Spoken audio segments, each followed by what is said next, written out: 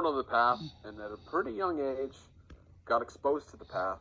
So I grew up in a household. My father was a nuclear physicist, Oh, wow. very scientific, and he came from India. He came from a very poor background. But what he learned in his travels was he learned the mystical science behind all of our science.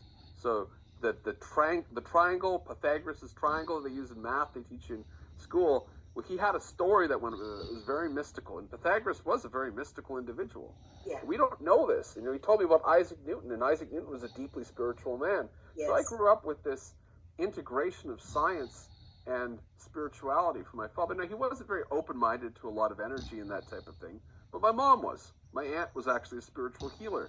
So I kind of grew up in a household that was actually allowed me to explore these things. Now, I didn't really do that until my teens, and I got into Christianity. So I went to church, and I quickly found that I felt limited.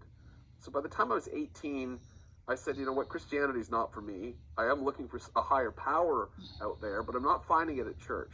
Yes. And then I had a friend that came, basically he had been a hippie living in the woods in Vancouver Island, Canada, where I live now, but I was living somewhere else. I was living in the city. And he came and he's like, I was living in the forest and, eating psilocybin mushrooms and communing with the gods. Oh, wow. And I'm like, what is this?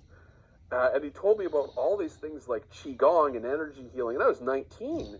Yes. And so that opened me up at 19 to this whole world of spirituality. So I've been on this journey for 22 years now.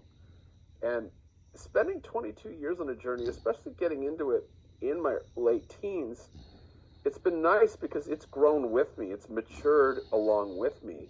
Yes. And I feel that the fruit of maturation is how relaxed I feel towards it.